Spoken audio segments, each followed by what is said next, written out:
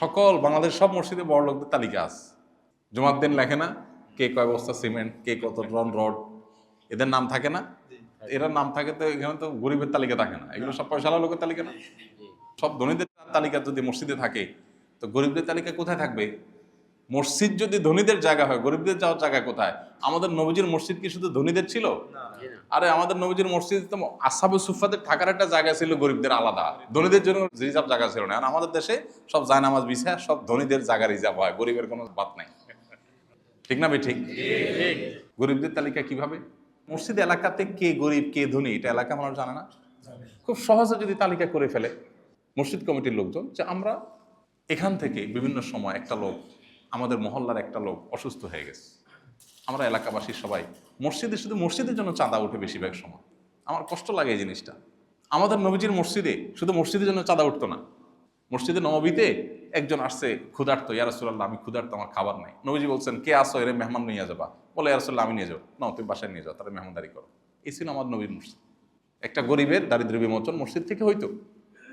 একজন মহিলা আসছে, ইয়া রাসূলুল্লাহ আমার স্বামী অমানুষ, বা আমার স্বামীর সমস্যা আছে, আমি তার সাথে সংসার করবো না। রাসূল আমার স্বামীরা ডাকছেন, এই কি হয়েছে? মিটমাট করার চেষ্টা করছে। এই হলো মসজিদ। আর আমাদের মসজিদ কি? নামাজ শেষ, দরজা লক, শেষ, লেফট রাইট, নামাজ শেষ, মসজিদ শেষ। এত বড় স্ট্রাকচার, এত বড় জায়গা, এখানে কত দাম জায়গার।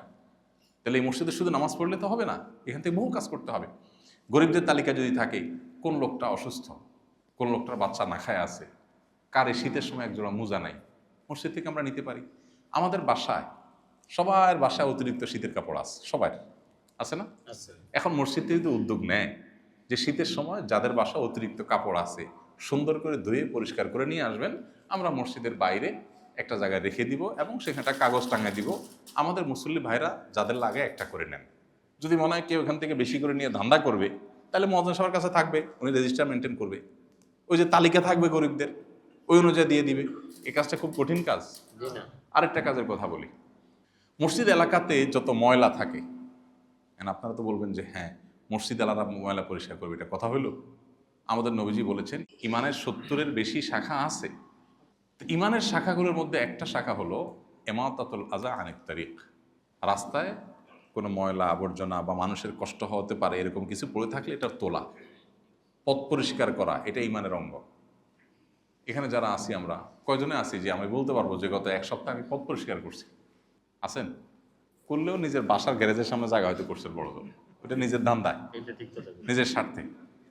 কিন্তু আপনি এক জায়গাতে যাচ্ছেন, একটা কলার খোসা পড়ে আছে, এই যে কলার খোসাটা পড়ে আছে, হয়তো একজন অন্ধ মানুষ বা একটা বাচ্চা ছেলে স্লিপ খেয়ে পড়তে পারে, তার আমি কলার খোসাটা তুলে এটাকে এক সাইডে ফেলে দিলাম, যেটা মাটিতে পচে সার হলো, রাস্তাটা পরিষ্কার করলাম। একটা ইটে আল্লাহ পড়ে আছে, হয়তো একটা বাইক ইটার মধ্যে লেগে অ্যাক্সিডেন্ট করতে পারে, হয়তো একজনের ঠ্যাং ভেঙে যেতে পারে, আমি সামান্য একটু তুলে এটাকে এক সাইডে ফেলে দিলাম, কতক্ষণ লাগে? আমাদের এই যে ঢাকা শহরে এত অপরিচ্ছন্ন, সব মসজিদগুলো থেকে কিন্তু উদ্যোগ নেওয়া হয় যে আমরা প্রত্যেক দিন ফজরের পরে 10 মিনিটের জন্য যুবকদেরকে সাথে নিয়ে একটা সারের বস্তার সাথে নিয়ে মসজিদের আশপাশটা পরিষ্কার করবো, এক একদিন এক এক রোডে যাব। তাহলে যেই লোক রাস্তায় ময়লা ফেলে ও হিসাব করে ময়লা ফেলবে, আর ইমাম সাহেব আসছে পরিষ্কার করতে, করবে কি করবে না? এলাকাটা সুন্দর হবে না? এরকম বহু আইডিয়া আছে যেগুলো মসজিদ থেকে আমরা করতে পারি চাইলে, আমরা সেগুলো করি না। আরেকটা আইডিয়ার কথা বলি, আমাদের বাসা বাড়িতে ঔষধ, অতিরিক্ত ওষুধ নাই এমন কোনো বাসা নেই। ডাক্তার দিছে আপনাকে অ্যান্টিবায়োটিক, 4 দিন খাইছেন ভালো হয়ে গেছে, 7 দিনের অ্যান্টিবায়োটিক, 7 দিনের এটা রয়ে গেছে, আছে না? বিভিন্ন অপ্রয়োজনীয় ওষুধ আমাদের বাসায় ভরা না?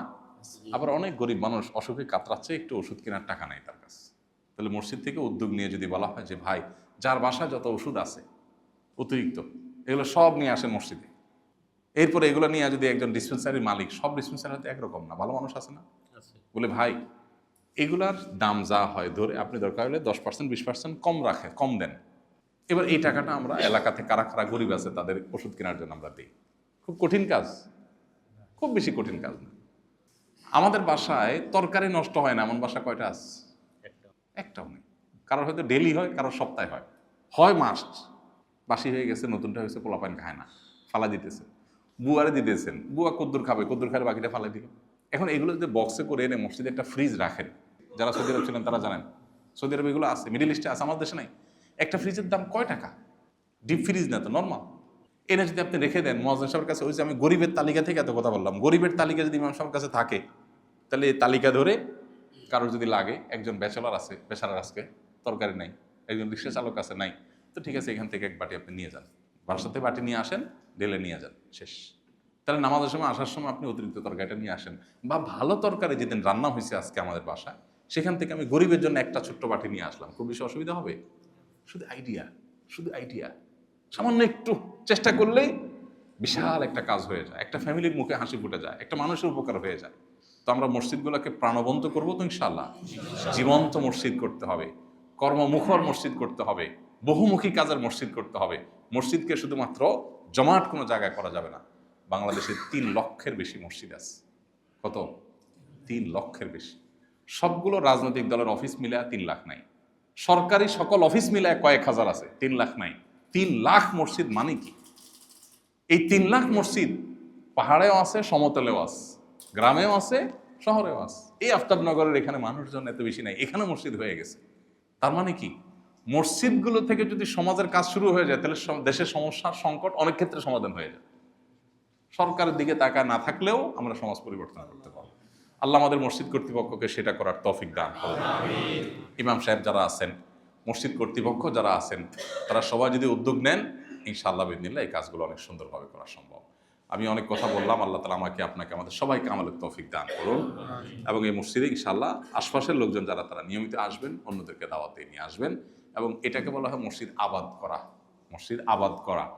মসজিদ তো বিল্ডিংয়ের নাম না, মসজিদ হলো মুসল্লি এবং কার্যক্রমের নাম। আপনি মসজিদে মানুষ আনেন, অন্যকে দাওয়াত দেন, এটা হলো মসজিদ আবাদ করা। ইন্নামা ইয়ামুরু মাসাজিদাল্লাহি মান আমানা বিল্লাহি ওয়াল ইয়াউমিল আখির ইলা আখিরিল আয়া।